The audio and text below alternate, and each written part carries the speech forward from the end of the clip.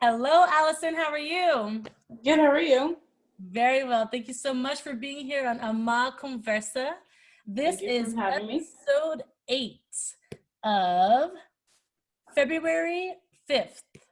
And today is Friday, so it's Fado Friday. And I'm so Woohoo. happy that you decided, that you could be here today. And I just want to talk to you a little bit about who you are. And so you are a 16-year-old Fadista from Lowell, Massachusetts. Is that correct? Correct. And I don't even remember how I stumbled upon your page, but I think it went something like this.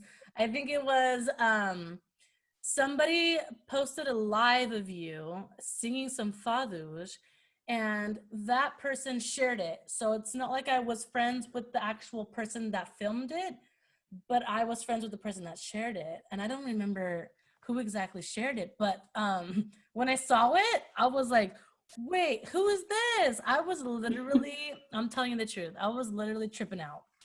I was like, wait, what? I never seen this person before. And so, of course, automatically had to go see who it was, and then, became your friend. And then when I found out, like, you were 16 years old, that's amazing. You have a very soulful voice. And not only that, you have a very soulful presence. So you seem older than, not in a bad way. I'm not trying to say that No. you look old, because you definitely don't. You're very, very beautiful. You don't look old at all. Thank I'm you. just trying to say, like, you're very mature and you carry yourself in that manner. So I was like, wow, who is this person? So when you told me that, I was just like really shocked. And I was even more excited then, because I'm so happy that somebody, teenager, that is interested in this. And not only that, started young, because I think you started much earlier than now, right? When did you actually start with Fado, and when did you start singing in general? I started singing in general. I used to sing when I was really young with my grandmother, and I used to sing from the dances carnaval. I used to sing. I used to go That's along with right. their dances, and I used to I used to watch touradas and all these like in carnaval and cantrullas and fads and Oh my those kind of gosh. things. And I I just love everything about those things. And I started singing fado with my grandma about when I was 11, 10. Yeah, I was 11 or 10, but I didn't really Wow. obviously show myself Of out course. there yet. But when I practiced with her, which was the first song, "Shed Them Your Mind," she's the one who taught me. And Wow. I, then that's where I started liking fudge. Other music, I sing other music, but fado is what That I you think love the is most. like, yes, I love the most. Yeah, Yes. So you're born and raised in Lowell, Massachusetts, is that right? correct, And your parents are from Terçeira, Azores. So correct. where in Terceira are they from, if you know? And have you already visited Terceira and Portugal before? Yes, I've there actually my mom is from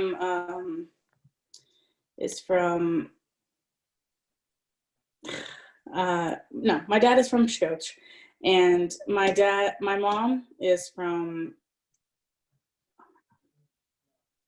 Somewhere near Biscoits. I know the name, and my mind Well, is my husband, like I was telling you before, my husband's from Terceira too, and he's from the freguesia called Ribeirinha. I'm not sure if you heard of that. okay. Waiting, yeah, I've heard of Yes. waiting. Very It'll great. come to my mind. Of Uh, course. Whenever it comes to and you, go ahead and yeah, say it.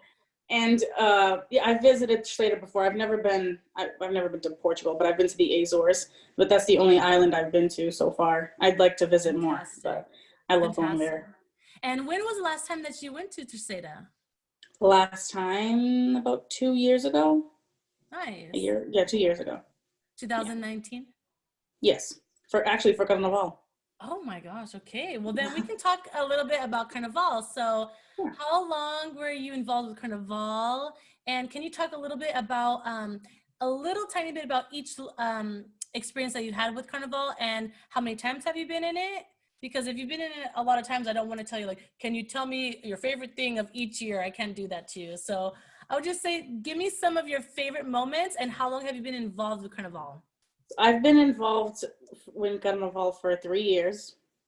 And my favorite moments is definitely going to all the clubs and seeing new people, seeing people enjoying, for sure. And also the people who are in your group for Carnival are like your family, so you connect with them a lot. And I just, practice is awesome. You know, we have a lot of fun. So that's like my favorite part. Oh my God, I miss Carnival so much. I love Carnival. It's so sad we're not gonna have it next year, but this year, I mean. Yes, but you know, 2022, we're gonna come back stronger than ever, I'm sure, right? So how long have you been involved with Carnival, and do you foresee you always being involved? Is it something that you love? And are you normally a singer, or have you acted? What do you usually do for Carnival? So I've been involved for 3 years, and I have a part in the Assumed, which is basically a singing part. But I'd like to continue with Carnival and push a writing. I want to do that so bad. Oh my So gosh, girl, you need to hope that do happens. it. You need to do it. That's fantastic. I hope that Well, happens. I have a dream. It's kind of a little bit far-fetched, but I have a dream that one day that I'm going to have this group of Carnival that's only women, which everybody knows I already want to do this. Only women, and the musicians, only women. So. Oh, wow. Awesome. Sorry, guys. No guys allowed in our bands, but yeah, all musicians, female, and all actors and singers, everything, girls, women. Oh, that's awesome. So that's what I really want to do in the future, and I hope that I can, hopefully one day. And it would be kind of a mix with everyone different ages. So like we could have our kids there too. Like it would be from kids age, teenager, and adults. It would be kind of like a mix, but I don't know. And then if I do that, I want you to come and sing for sure. Oh, okay. Sure. Sounds good. Hopefully that happens. But with the virus now, it's kind of everything, as you know, has been so crazy. But speaking of Carnival again, I actually have been to Lowell, Massachusetts, and I went with the Carnival group, with the group Carnival for San Jose, my city. And we went there, I think it was 2016. Yes, 2016. And that's when I went to Lowell. And that's when I just really got a more of a glimpse into the East Coast, because we did, oh my gosh, I don't know why it's not coming to me now, but I believe it was 8. We did 8 shows in 3 days. So. Oh, nice. I saw your dance the other day. Did you? Like, really? oh, yeah, I did. I saw it. I like watching Carnival dances. Not even. I watch it all year round. Oh my, dude, you would be fitting perfectly with our family. Honest to God, we watch dancers all year long here. All year long. Toravish all year long. All year long. All year long. That's what happens when you're married to somebody from Terçeira, or if you are from Terçeira, then that's usually how it goes. Yeah. What else I was gonna say about Carnival? So that's how I started to love a little bit more of the East Coast. I already did love the East Coast beforehand, but that just made me love it even more. But we went during a crazy time. We went during, obviously the time of Carnival is, you know, very cold, right? But we went during the time of a crazy storm. I don't know if you guys remember the storm of 2016. Jesus Christ, it was a big storm. Boy. And like the snow was deep, like your foot would go all the way down. And I'm from California, so I don't. You're not used to that. No, I don't really know much about snow. And then when we do have snow, it's kind of just like some frost, you know, and like, oh, look, snow, but it's not snow, you know. Yeah. But yeah, that was like the crazy thing, and I forget the temperature, but the temperature was astonishing. It's freezing over here in the winter. It's bad. For some reason, I don't know if it's negative. Does that ring a bell? Does it get negative over there? Because it was like really cold. It could be possible here. It can be very possible. It was freezing. But yeah, besides that part, I would have to say I love the East Coast and I cannot wait to go back. Hopefully one day you can come to California, sing some fathers for us. Hopefully one day I can go to the East Coast, sing some fathers for you guys. Because, you know, I sang Carnival, but I never sang fathers over there. So I would definitely love, of course, to do that. Of course, you, one day in the future, I hope if everything permits with the virus and if God willing, one day I really want to sing with you in Portugal. So Oh my gosh, yes. hopefully we can make that happen. If not Portugal, Actually, at least Terçeira. At least Terçeira. I have actually sang in Terçeira in my cousin's, well, it's not, well, he doesn't have it anymore, but he used to have a part of a taberna there. That's fantastic. And I don't know if you know Emmanuel Quid. Do you know Emmanuel Quid? Oh my gosh, I'm not sure. I have to check on my Facebook to be honest. He's awesome. He's my cousin. He plays viola, and I may know him. That's good. Yeah, he used to have a part of a taberna, and I went to sing there, and it was awesome. Gosh, well, now that I know that about you, you need to talk about your experience. How was that? Because I have never done that. And I I can't even talk about it. I get too nervous. It was very, very nerve-wracking for me. I almost passed out right now. Yes, I get nervous too, girl. I get extreme. I feel like I've gotten a little bit better, but I still get that nerve. I think it's never gonna go away. I still get nervous. I mean, it's totally natural. I've talked to a lot of different singers, and it seems like most of them do still get nervous. There's one singer that I spoke to, my friend Rui Nova from Portugal. He's already been singing for, I think he's 31 or 32 years. I know it's 30 plus years he's been singing. And I asked him, do you still get nervous? And he said that yes, to a degree he does.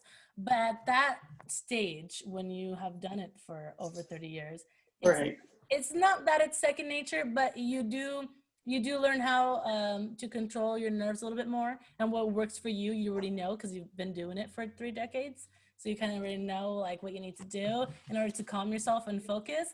But for me, at least, especially like in Carnival too, Carnival, I would get really nervous. Like there would be times when the curtain was closed and before it opened, I would literally like, it would be inches like from being all the way open, and I'd be like, thinking in my head, I'm like, my whole brain would go blank, and I'd be like, what is my words to sing? Because to be honest, for me, it took me forever to learn my Carnival songs, because that was my first time being a maestra, and I appreciate everyone giving me that chance. But it was extremely hard for me to learn the words. Some of the words were very hard.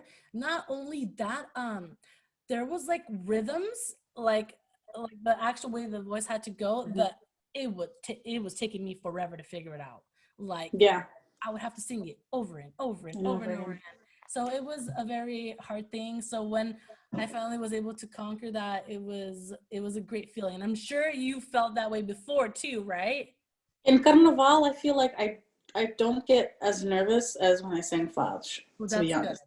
So let's go back to the taberna, because I want to hear more about the taberna. And I'm sure all the listeners want to hear more about that experience too, because that is the experience that I'm literally longing for. And I want to do it, but at the same time, I'm so scared to do it. Does that make sense? Yeah, that makes sense. A roller coaster. It's like, I want to go on a roller coaster, but then I'm like, it's kind of not fun. It's kind of scary. Yeah, I understand. So yeah, go ahead and talk a little bit more about the taberna. Sorry for interrupting. Oh, you're good. I did have a great experience though. A lot of the people were, over there are so warm. Yes, warm. Welcoming, that's the word. Yeah. Very welcoming, and they just clapped for me, I mean, I just started off not too long ago singing Fado, so I was kind of new to it than I am now. I'm still new to it, of course. And same here, girl, same here. Yeah.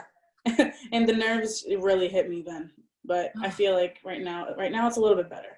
Okay. And the taberna, it was really small, and like, you know, Cozy. you got to feel the people, you know, and like really up close and personal, like really up close and personal type thing. It was a little tight, but you still had a little bit of space, but a little That's bit. usually how it goes. Yeah, that's how Right. how it is.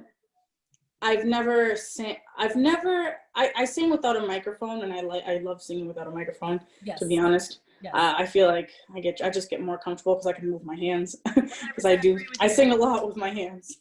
100% And me too. And I think we get that from Carnival first, I think. Because I was watching my videos the other day, because honestly, that's what I do. I watch the videos, I critique it, I do it in a beneficial manner so that next time it could be better, obviously, right? We always want to be better than the last time. But yeah, I did notice that a lot, that I was singing with my hands on the times that I didn't have a mic. But I blame Carnival for that, I think. I would have to say. Yeah, so I mean, it was a great experience. I loved it, you know. Fado for me tells a lot of story, and I just love that about it. You can feel a lot of emotions. Yes. And so that's another thing that I was very intrigued by you, because you are so young, but you do convey the emotions very well. You do get the point across of the song. It does look like you're really into it, you're interacting with it, you're in tune with it. So to me, that was like the most important. Not only do you sound really good, you sound very, very good. Thank you. But B, you like show your feeling, and that's number one when you're doing fathers. And that's the thing that is actually very hard to do, because I've talked before about this. I think it was on the Fresno State Fado in the USA, California Zoom. But basically I was saying it's very hard to sing Fado because you are literally putting your heart on your sleeve. You're being extremely vulnerable. You're showing a side, like a sensitive side that usually Portuguese people, we don't like to show because we like to be tough, right? So in Portuguese culture, if you can sing a fado, like that is like, we commend you. Like that is like a high regard. That is like a very good thing, because not everyone can put their pride aside and be vulnerable in that way and kind of show themselves, I guess you can say. Yeah.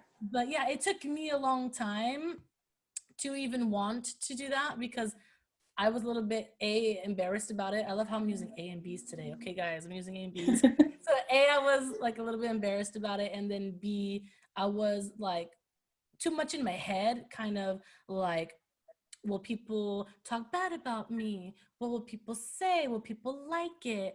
Oh, does my face look weird? Or do I close my eyes now? Do I open my eyes? Like so many things. Those things come into your mind, and it's like, oh. And people don't really like know that, right? So I'm so happy that we get to talk about that here today, because I think it's an important thing to realize, like, not only are we, it's very hard for us to sing the fado, like technically, like vocally, it is difficult genre of music.